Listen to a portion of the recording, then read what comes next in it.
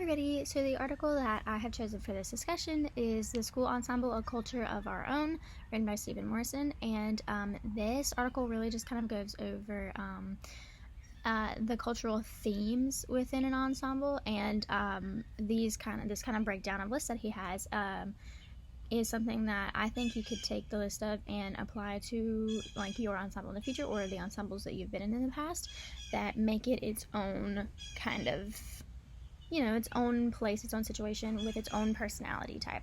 So I just wanted to give you guys a couple of quotes that I had written down from the article, and then go over the different cultural themes that he talks about, which is like kind of the main purpose of this article, and then ask you some questions. So some quotes that just to give you a little bit of a rundown.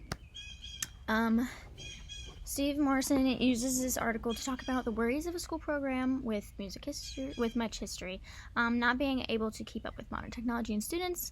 How can they be, real musical culture? Because if you think about it, culture and music, you might think of, the history of like Austrian music, or like Gregorian chants, and how it comes back from, in music history and everything, we learn about the literal history and like cultures of music over time, and how they have kind of formed into modern day music.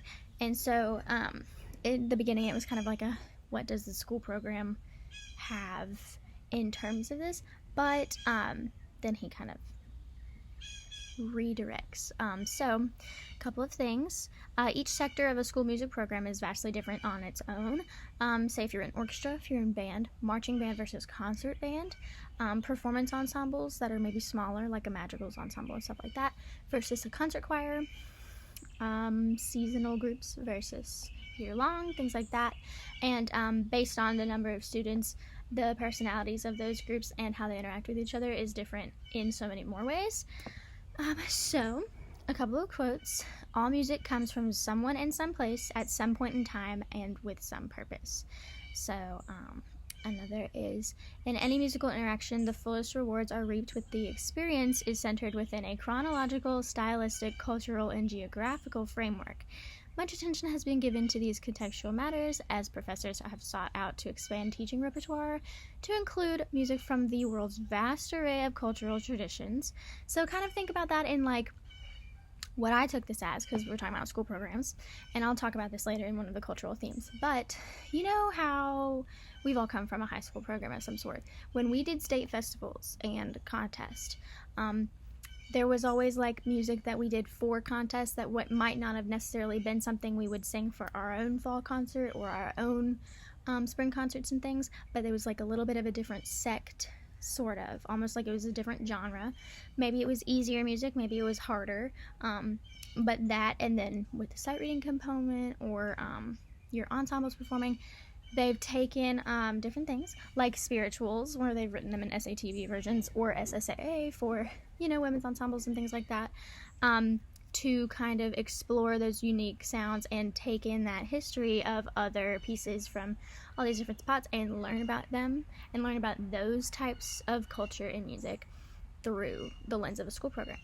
So one thing that he kind of talked about, which I thought was interesting, was he mentioned in, let me scroll down, he mentioned in transmission that educators kind of act as a cultural bearer, and not necessarily in just the way of like enhancing your program and making sure that you keep consistently good scores, or that you can continue to sing the kind of music that you're able to throughout years with new musicians every year and stuff like that. This also kind of puts the music educator in the position of a music history teacher, because his take on it was that you are teaching them, hopefully, about more in the music than just the notes. So they should know where that music's coming from, possibly the history of the music or the composer, what were they writing about, things like that. And I thought that was kind of interesting, because it is something that would help facilitate the choir to be attached to that music, or the ensemble to be attached to that music in some way, and convey it with a little bit more, purpose and want. So his cultural themes that he discusses are identity, transmission, social dimension, practical and personal boundaries, organizational hierarchy, traditional song, traditional performance practices, the diaspora, and other areas. So let's start with identity. This is kind of an easy one. Sense of identity and having a place comes with being in an ensemble. You are a member of that ensemble. You contribute to that ensemble. You hold importance. Very many times, especially for us that are in this group that are in choral, we've thousands of times heard, like, if you're absent, like, you better have a reason. Like, if you're not in your group, what's going on? You're important. Like, your section is going to hold something back if you're not there, kind of thing, because as a member of an ensemble, you have a responsibility to learn that music and to produce that sound, because your voice contributes to, the group as a whole. And so obviously, if you're not there that day, that group is lacking in some respect. Could they make up for the sound? Yes, but in a sense, you are the choir. So if you're not there, where's the choir, kind of thing.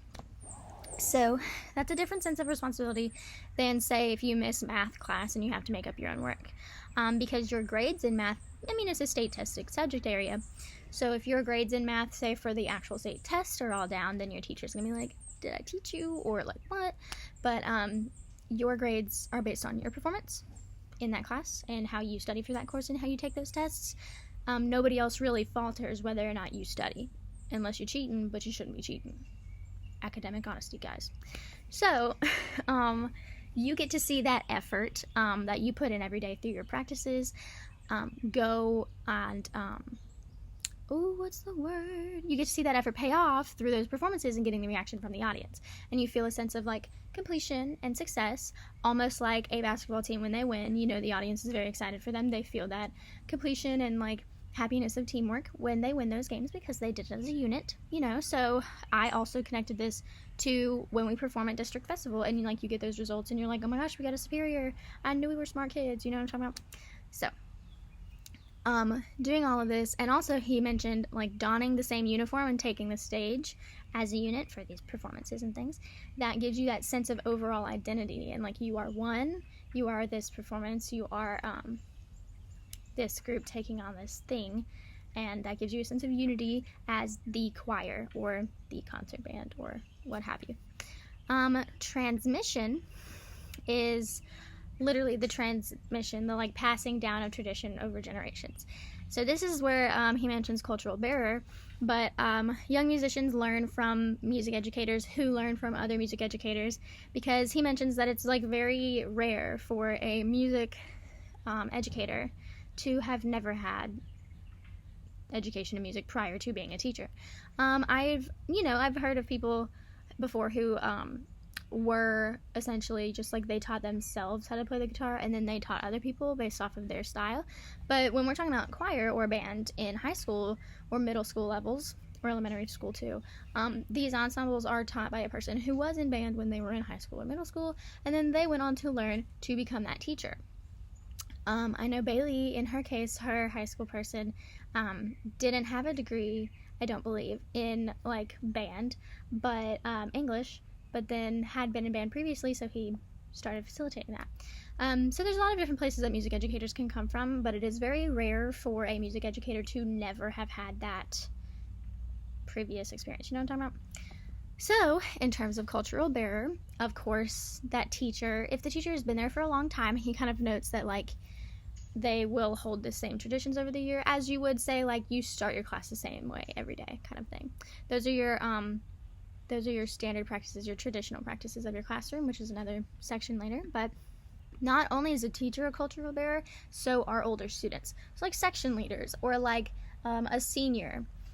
Those people kind of take those younger people who might be sitting next to them in this ensemble and just kind of show them the ropes, show them the traditions of the choir for the years before them, and things like that. So transmission is all about, the history of an ensemble and, like, how to keep these traditions alive, to give your own culture throughout generations, kind of thing. After that is social dimension. Based off of, like, time commitment alone and, like, how much you practice, how much time you spend together for concerts and things, the social structure obviously forms. That means friend groups, cliques possibly. If you're in smaller ensembles within that, then those are friends that you spend a lot more time with, and so those kind of things can really bring, like, a sense of like-minded and like all driven towards the same goal kind of people, because you're around them so much and you're all working towards the same goals together throughout time. There's a quote from this that I pulled that says, as students invest in membership in an ensemble, the culture of the ensembles inform their identity and shape their interactions with each other and the larger school community. So like, in Kayla's article, she talked about how a lot of kids that were in her choir program also did other clubs. So like, they were well-known people, but there were also people who weren't. And that, I think, also kind of connects with this here in this situation, because these kids that are in these groups together that spend so much time together, you see them throughout all levels of the school. So like in the cafeteria, in the hallways, they go to the football games together. Maybe they sing the national anthem for a football game together. They're all wearing those school t-shirts that are saying like, I don't know, Southern Miss Choir on them, stuff like that. And so you see them in that respect and you're like, oh yes, a group, and then they stick together and they become just closer. But they also have that identity throughout the school, so they are kind of, you know, like a figurehead almost. Then after social dimension, you've got practical and personal boundaries. So on an individual, this is a quote, on an individual level, the realization of school ensembles as a culture rather than a class may suggest why participation is so rarely expanded beyond a critical mass. As ensembles, identity within the larger community is exactly what many participants value about their membership. Having that sense of identity, having that thing that defines you, especially at the young ages of middle school and high school, these are years where your whole identity is being formed, practically based off what you do. So, for a school ensemble to provide that identity, things like sports, he's noted, things, maybe clubs, you know, like French clubs, things like that, but not necessarily as much. The sports and the arts are the very big ones for providing that identity within something, but there also must be something a without. So this practical and personal boundaries definitely ties in with the social dimension, because like, you spend so much time with these kids are in these groups together for so long, they have that kind of, you know, pull for each other. And they hang out outside of your choral classroom most of the time, especially given off of how much time they learn from each other. I'm so sorry about my dog. They are just always around each other. And in high school and middle school situations, they stick in those cliques almost, you know. So after that, we've got organizational hierarchy, which we also talked about in a Zoom previously. So like, unlike a lot of academic classes, there's an internal power structure, formal internal power structure kind of thing.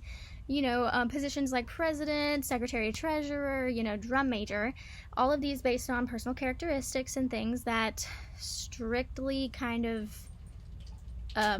simulate to the musical achievements in your room. So like, I know for my high school, when we noted this, that we had a president, we had a chief of staff, we had a rehearsal assistant, a librarian for the choral library, things like that. This is something he noted that could like sometimes definitely play a large role in the culture, because sometimes kids in power cannot handle it well, and it could affect negatively or positively essentially the vibes of your room. So one of my questions that I'm asking later is about this, just in general, and like how your school affected it. So traditional song is the next one, and this is kind of a thing. I'm so sorry. Herschel, I am recording. I'm gonna cut that out. So traditional song, over the years, school performances, you know, they have their own genre almost. So like, maybe your school sticks to a certain style. Maybe you sing a lot of madrigals, or you are only a women's choir, so you sing everything SAA or SSA. Maybe you sing a lot of spirituals. Depends on, you know, where you are, what your school has done traditionally in the past. Maybe if your new director comes up with a new thing. Also, you have to take into account things like alma maters, fight songs. Maybe you have a senior goodbye song that you sing every year at the spring concert. Things like that. Also, he mentioned, you know, a lot of music presses have made more like if you've ever been on J.W. Pepper, they make that category that is specifically for, you know, like school ensemble music, for festival, for contests, things like that. School Christmas music, you know, they have created their own genre, not even necessarily, but their own, you know, category of music in all of these presses that they recognize because it is popular. So we have that to think about. And also, this kind of ties into performance practices, traditional performance practices. They go together a lot. I'm so sorry about these wonderful birds. So to go along with, things that your school does every year, or like a genre your school sticks to mostly. Also, like, think of show choir. That is a great example of traditional song. If your group has a show choir, or if your school has a show choir, obviously they're not going to sing like a madrigal in a choral setting for a contest so much as they would be competing in a show choir sense, and that's completely different music to think about. Traditional performance practices, this kind of is more about like maybe you have particular warm-ups, maybe you start your day a specific way and you've done that for years and your ensemble has always loved it. Maybe there are warm-ups that you do that your students create every year, and that kind of gives them their own sense of responsibility and like personality within their group that they do. So this is more just how do you facilitate your class? Have you done it the same way for many years and things like that? And then the diaspora, my goodness, the diaspora, obviously like these ensembles, they very much so end after education. So you might not be in a band anymore after you're in high school. Once you graduate and you go to pursue a degree, maybe not in music, you're not going to do it for a very long time. Or maybe you do continue to sing in college like we do, but perhaps you weren't a music major like some of our friends in concert choir and chorale. Maybe they're not in, a music major, so they're only singing until they're done. And then maybe they'll join a community choir, maybe they won't, but it's kind of just sort of pulls as a, do you guys do anything for perhaps alumni? Is there something that you do that like continues to instill the love of music in your students forever? Will they continue to come back? A lot of times that case isn't true for everybody.